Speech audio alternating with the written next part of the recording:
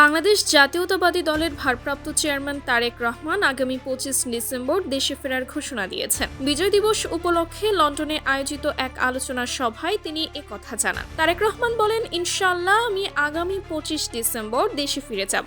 দীর্ঘ প্রায় 18 বছর আপনাদের সঙ্গে কাজ করেছি। এ সময় তিনি দেশে ফেরার দিন লন্ডনের বিমানবন্দরে কোনো ধরনের ভিড় বা হট্টগোল না করার জন্য নেতাকর্মীদের প্রতি অনুরোধ জানান।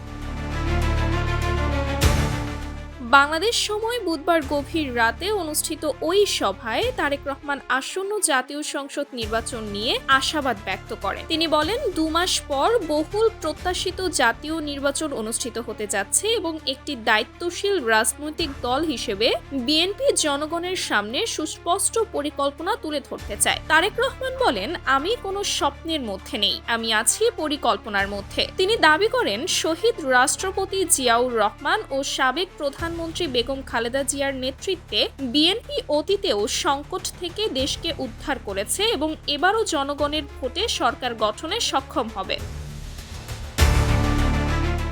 তবে সামনে পথ যে সহজ নয় সেটিও স্বীকার করেন তিনি। সামনের পথ কঠিন, সেই পথ পাড়ি দিতে হলে পরিকল্পনা নিয়ে এগোতে হবে। সভায় তিনি দলের 31 দফা কর্মসূচি নিয়ে বিস্তারিত আলোচনা করেন। এর মধ্যে রয়েছে অসচ্ছল পরিবারের জন্য মাইক্রোচিপ সংযুক্ত ফ্যামিলি কার্ড, কৃষকদের জন্য কৃষক কার্ড, শিক্ষকদের প্রশিক্ষণ, শিক্ষার্থীদের সহশিক্ষা কার্যক্রম ও খেলাধুলার প্রসার, স্বাস্থ্য খাতে প্রাইভেট পাবলিক পার্টনারশিপ, প্রবাসীদের জন্য ভাষা শিক্ষা, কন্টেন্ট ক্রিয়েটরদের আয় বাড়াতে সরকারি সহায়তা এবং যুবকদের জন্য ভোকেশনাল ইনস্টিটিউট গড়ার পরিকল্পনার কথাও জানান তিনি।